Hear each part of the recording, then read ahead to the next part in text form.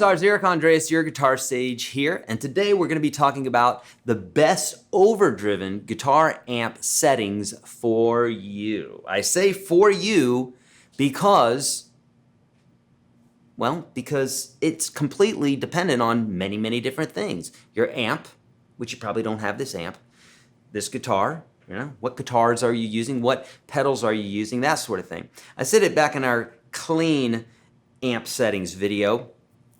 I said that I get this question all the time. People say, what are the best settings, or what are your settings? They even ask that.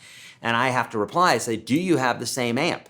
Because my black, and this is a Black Star, but in my Fender Blues Junior, which I use a lot, that has 13 different mods done to it. So even straight out of the box, it's going to be slightly different, right? So very important to understand this concept before we begin here, because unless you own this amp, this Black Star Soloist 60, and you have the 1969 SG, then it's going to sound different, right? So just understand that. We're going for the best sound for you, which is going to be different than what I'm doing, right? Eddie Van Halen's tone was different than Jimi Hendrix's, different than Billy Gibbons, different than Joe Pass, and so everybody has their own sound. We want to look for the best sound for you.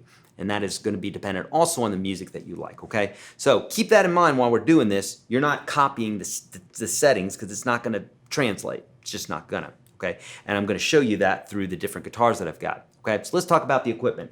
Black Star Soloist 60, it's a tube amp. No effects going to it, we're just plugging in. In this case here, I'm using a 1969 SG. I'm also going to be using a 1967 Telecaster and a 1965 Stratocaster, and just plug it straight in, all right? So you heard that in the beginning there. You heard You Shook Me All Night Long. Let's listen to some other bits here, and then what we'll do is we'll change some guitars, and you can see where the different guitars have their different vibes that they're bringing, and we'll also talk about what's going on here with the settings and how you might consider those as well, okay? Here we go.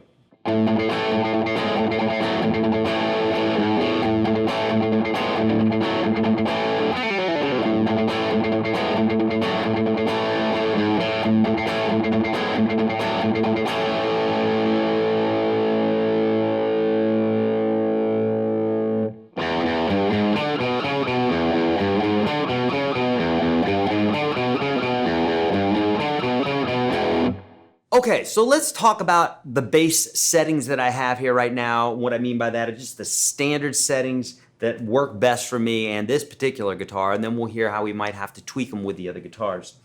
So right now, I've got a gain knob. So on your amp, you may have a volume knob, it may be a gain knob, but in this case, I have a master volume.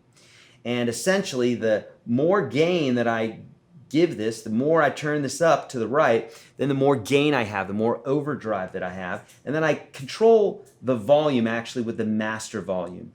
Now, I have some amps that have a gain, I have some that it'll just say volume there. What it says there is somewhat important. In this case here, it's going to get overdriven much quicker than if that was just volume, but I also have a volume knob, and I can also drive the amp by cranking the volume, which is typically the preamp section, and then the master volume is the post-amp section. And so what we mean by that is there's a preamp that gets you where you get your tone and your drive and all that, and the post, or the master in this case here, is the actual volume coming from the speaker. Most amps have at least two different sections, the pre and the post. And if you have an effects loop like this one does, it'll put the effects between the two. Okay, so we have a basic overdrive sound there. And I could change the volume if I want. I'm going to leave it where it's at right now. I have the bass on 10. I've got the middle on about 5, a little less than that, and the treble at about 5. This ISF, don't worry about that. It's basically a Black Star setting that allows you to tweak the sounds a little bit more. It's another EQ setting. There's also presence, which is also like an overall EQ. Master volume, reverb, and boost, which is just volume essentially when for yet another channel. This has basically, I could set this up to have 3 channels-ish. But all that being said, let's talk about the basics. You know, the mid-range of a guitar or an amp is that which is typically going to allow your guitar to sit out in the mix.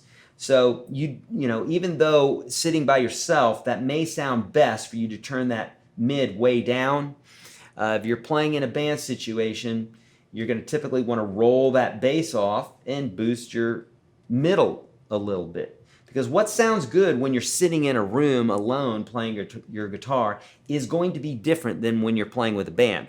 Because you're filling up all these low frequencies. Now your bass player is going to be taking care of those frequencies. They don't need to hear you doing it, and it's going to diminish your volume. So what you could do is you could pick a frequency that other people aren't using, and mid is a good one. If you have a keyboard player with, you know, playing keys, organ, that sort of thing, then they'll be in that range as well.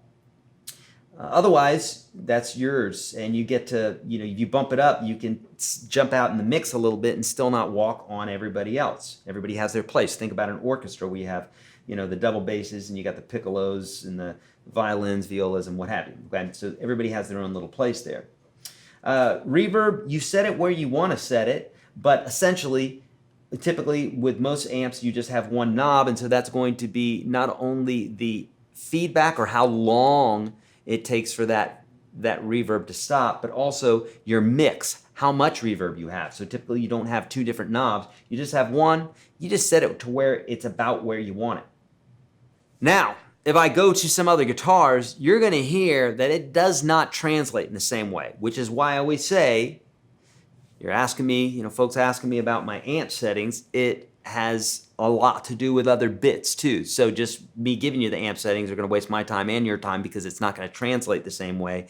You're going to tweak your knobs to how I have them on my amp, and you're going to say, why aren't I getting that sound? Because it has a lot to do with how I'm playing, it has to do with the guitar, it has to do with the strings, it has to do with many different variables, but mainly the guitar, the types of pickups that are in it, that sort of thing, and the amp itself.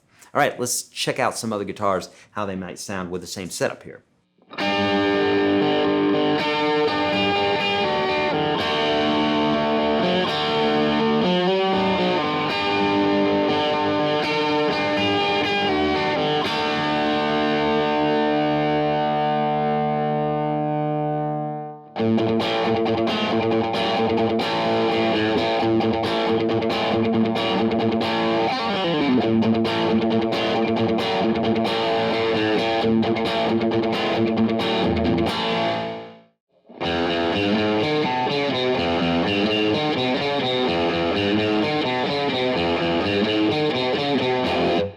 All right, so did you hear some differences there? I sure did, right? So the Tele has a particular sound, just like the SG, just like the Strat, just like a Gretsch, just like anything. All the different components and the way it's wired up, the way the bridge and the nut are set, and the pickups, everything has so much to do with the actual overall sound. So as I'm listening through this here, when I played You Shook Me All Night Long, I didn't like that sound. It sounded too much like a Tele than, say, an SG. So because of that, it's just, there's not much that I'm going to be able to do with that sound. It's just, it is what it is. So I'm not going to get an Angus Young sound out of this, right? When I played Crazy Train, that too just sounded like a Tele playing Crazy Train.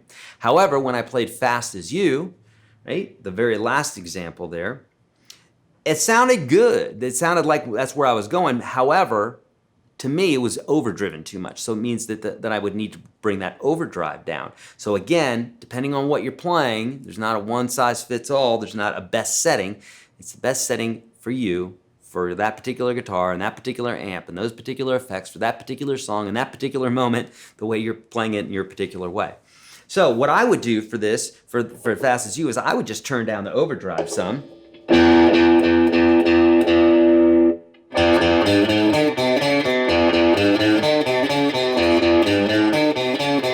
See, I love that.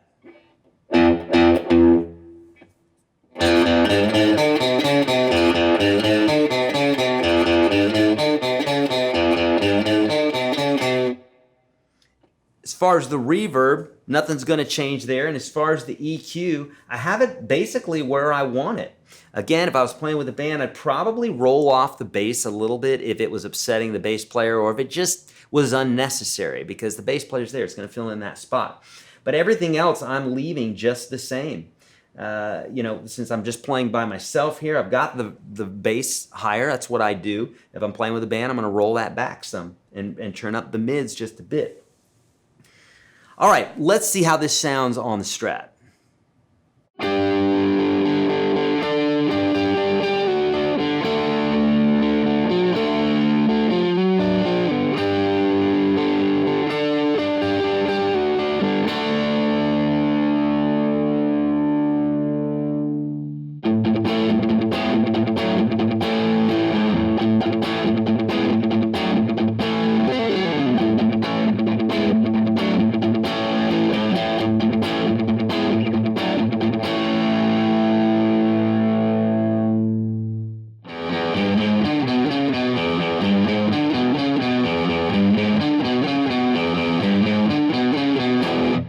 All right, let's talk about it, right? That all sounded terrible to me, at least in regards to, oh gosh, it's not what you should be doing to a Strat, is giving it that much overdrive. Now I say that Yngwie Malmsteen can make it sing with a lot more overdrive than what I have going on there. But it truly has to do with how you're playing and what it is that you're playing. Right? For these songs, to me, none of this sounds very good because it's a pairing, right? I think it was Keith Richards who said, you know, basically when the perfect guitar meets the perfect amp, you know, it's a match made in heaven or something like that. But essentially there is this marriage that happens with a particular amp and a particular guitar to where you can just get magic out of them. And so in this case here, I would probably not choose this amp for this guitar. But we could tweak this and make this sound a little bit better. Number one, first thing I would do is I'd turn down the gain. And the other thing I would do is I'd probably pull back the bass quite a bit, and I would turn up the mids, because that's how we're used to hearing Strats. So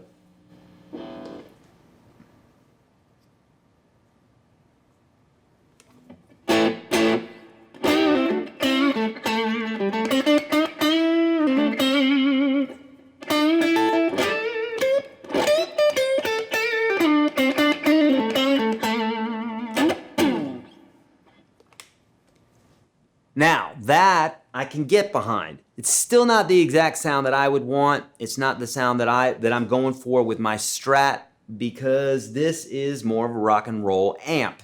That being said, you know, folks have used rock and roll amps all the time with blues and what have you. But for the particular settings that I have on here, and I did crank that gain way down, I cranked that bass way down, cranked up my mids a little bit. Reverb could stay the same. Presence, maybe I bring the presence up just a little bit.